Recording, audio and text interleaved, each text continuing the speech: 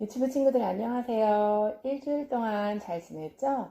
네, 전도사님과 선생님들도 잘 지내고 있어요. 우리 친구들 이제 얼마 안 있으면 개학이에요. 개학한다고 공부해야 한다고 바빠서 요절 못 외우고 그러면 안 되고 집에 있으니까 온라인으로 수업을 하니까 우리 친구들 늘 틈틈이 엄마랑 하루에 3번에서 5번 읽으면 8월 요절 잘 외울 수 있을 거예요. 하루에 10번 해도 돼요. 시간 될 때마다 생각날 때마다 우리 친구들 열심히 요절 외워서 우리 친구들 마음속에 하나님의 말씀이 늘 있는 친구들 되면 좋겠어요. 그래서 8월 요절은 꼭 다 같이 외우기로 해요. 네, 전선생님 따라서 8월 요절 따라하고 시작할게요. 항상 기뻐하라. 쉬지 말고 기도하라. 범사에 감사하라. 이는 그리스도 예수 안에서 너희를 향하신 하나님의 뜻이니라. 데살로니가 전서 5장 16절에서 18절 말씀. 한 번 더 따라하세요. 항상 기뻐하라. 쉬지 말고 기도하라. 범사에 감사하라. 이는 그리스도 예수 안에서 너희를 향하신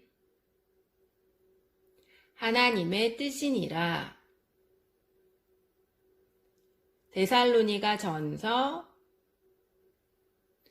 5장 16절에서 18절 말씀. 아멘. 오늘의 본문도 따라 읽으세요. 너희는 그리스도의 몸이요 지체의 각 부분이라. 고린도전서 12장 27절 말씀. 아멘. 오늘의 제목도 따라하세요. 우리는 그리스도의 몸이에요.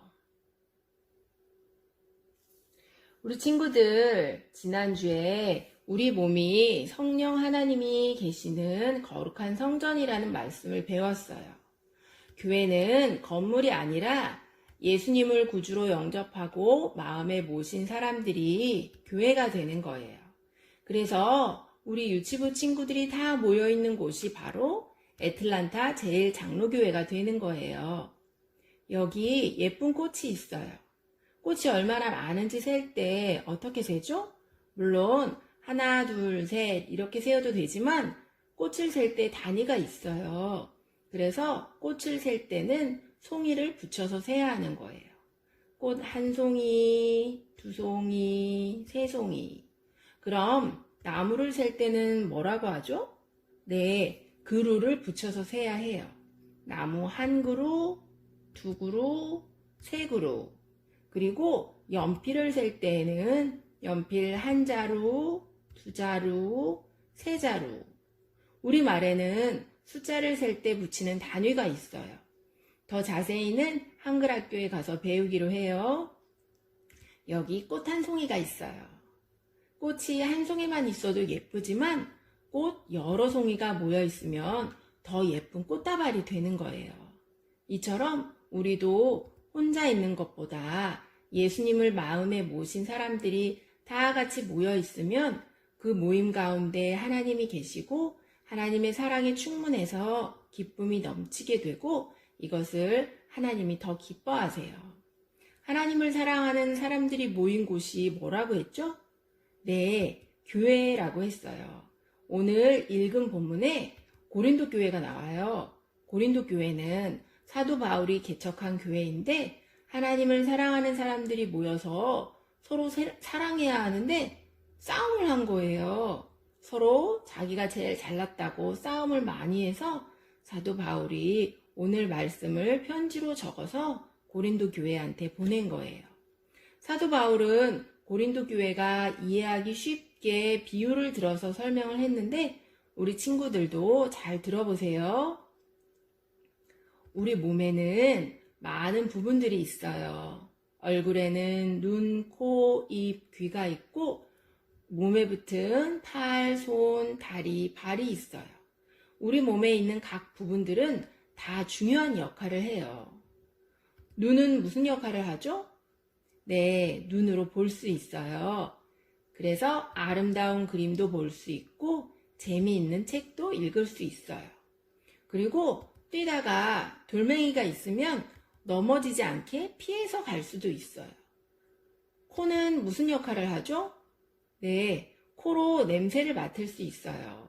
맛있는 피자 냄새, 치킨 냄새, 그리고 향긋한 꽃 냄새도 맡을 수 있어요.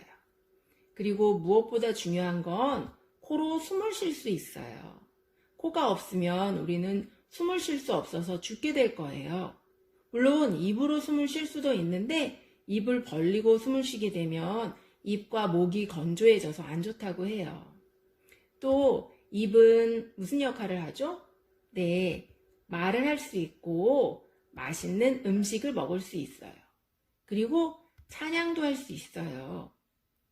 풍선도 불 수 있어요. 그럼 귀는 무슨 역할을 하죠? 네, 소리를 들을 수 있어요. 아침에 지저귀는 새소리를 들을 수 있고 신나는 음악도 들을 수 있어요.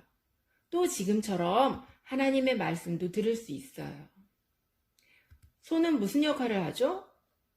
얼굴을 깨끗하게 씻을 수 있고 가려울 때 시원하게 긁을 수 있어요.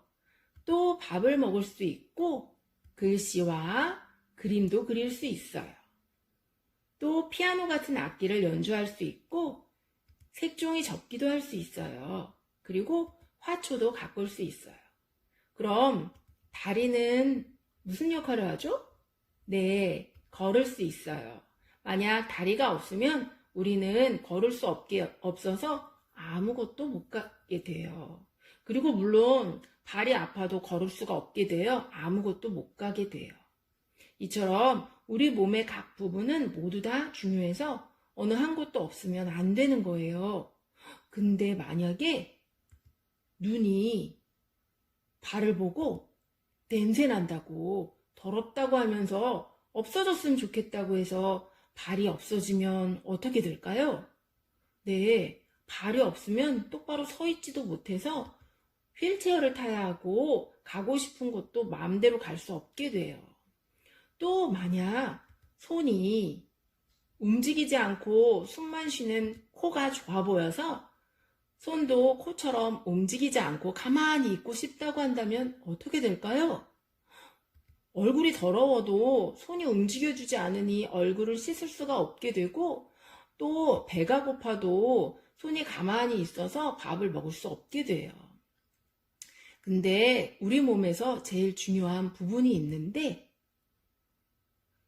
바로 두뇌예요. 쉽게 머리라고 하는데 우리의 몸의 각 부분을 머리에서 컨트롤해요. 우리가 길을 가다가 자동차가 오면 두뇌에서 우리한테 빨리 피하도록 명령을 내려요. 그래서 위험한 순간에 피할 수 있게 되는 거예요. 그만큼 두뇌는 참 중요해요. 우리 몸에서 팔이나 다리에 뼈가 부러진다면 한 달 동안 깁스해서 움직이지 않으면 부러진 뼈들이 다시 붙어서 다 나을 수가 있어요.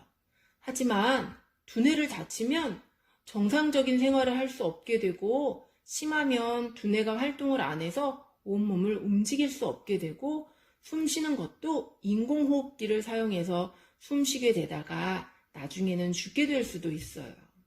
이처럼 우리 몸에서 두뇌가 제일 중요한데 사도 바울은 비유하기를 교회의 머리는 예수님이고 우리는 예수님 몸의 각 부분이라고 말했어요. 우리는 예수님의 눈, 코, 입, 귀, 손, 발이 되어 예수님이 결정하시고 명령하시면 우리는 그대로 순종해야 하는 거예요.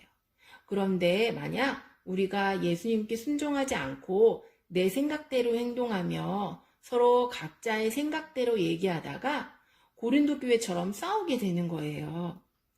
그래서 우리의 생각보다 예수님의 생각이 먼저가 되어야 하고 우리의 머리이신 예수님 뜻에 순종하는 어린이들이 되어야 하는 거예요. 우리는 집에서나 교회에서나 학교에서나 언제 어디서나 항상 예수님이라면 어떻게 하실까라고 고민하며 하나님께 기도해서 하나님의 뜻을 구하며 사는 어린이들이 되면 좋겠어요. 고린도전서 12장 26절에서 사도 바울은 이렇게 말하고 있어요. 전도사님이 읽어볼게요.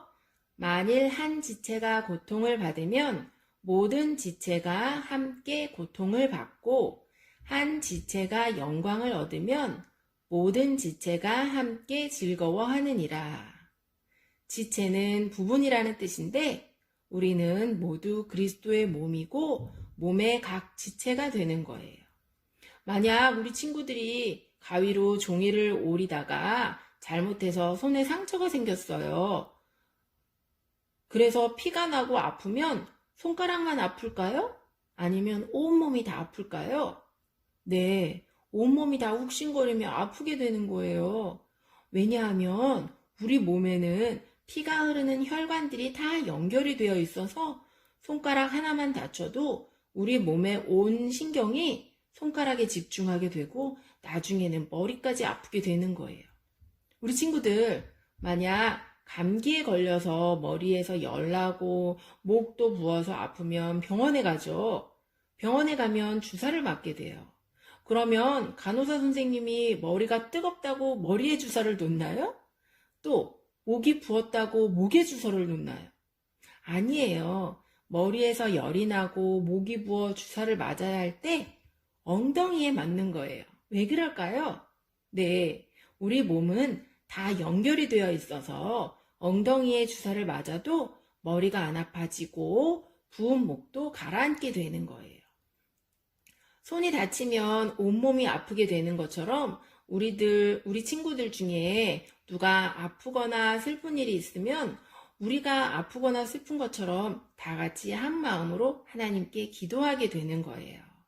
그리고 친구가 상을 받았을 때 우리 다 한 마음으로 기뻐하며 축하해 줄 수 있어야 예수님 안에서 한 몸이고 지체가 되는 거예요.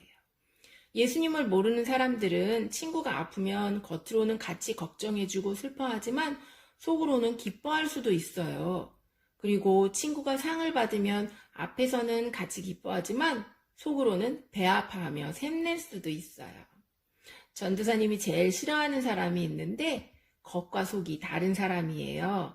우리는 겉과 속이 같은 솔직한 사람이 되어야 되는 거예요. 그래서 친구가 상을 받으면 진심으로 축하해주고 같이 기뻐해주고 또 슬픈 일이 생기면 같이 울어줄 수 있는 친구가 되어야 하는 거예요.